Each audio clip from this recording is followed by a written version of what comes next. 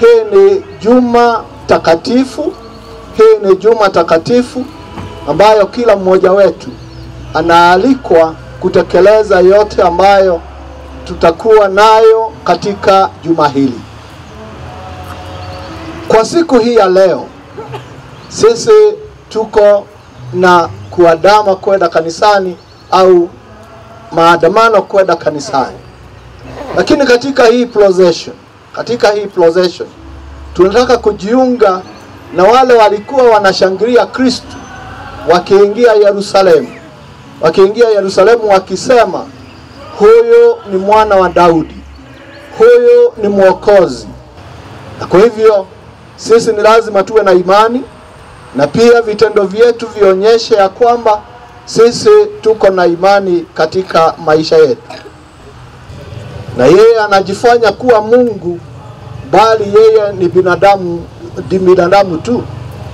Lakini swali ni hili: Kenya yetu pale tuko, Kenya hii yetu ambayo tuwaipenda na sisi tujipeana kila siku na kila saa, Kenya hii yetu iko na watu wanazuia yale mazuri au haina wala wanazuia yale mazuri?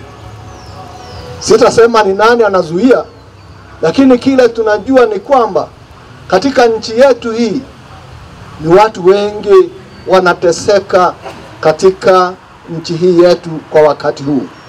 Kwa hivyo siku ya leo sisi kama Wakristo ni vizuri tukiombea nchi yetu. Ni vizuri tukiombea nchi yetu. Tuombee nchi yetu iwe na mazuri.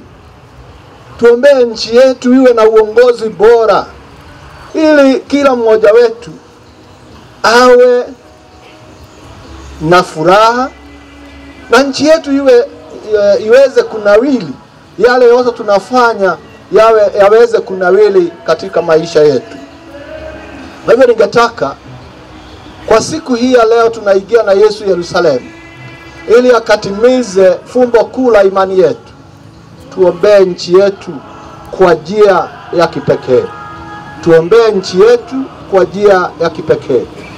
Na pia sisi tujiombee.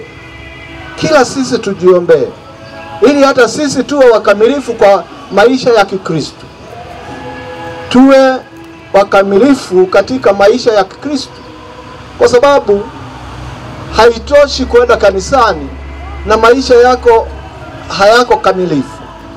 Basi sisi tuombe tuwe wakamilifu. Hata tukiwa tunatembea kwenda kanisani, tuombe Mungu atupatie neema ili tuweze kuwa wakamilifu katika imani yetu.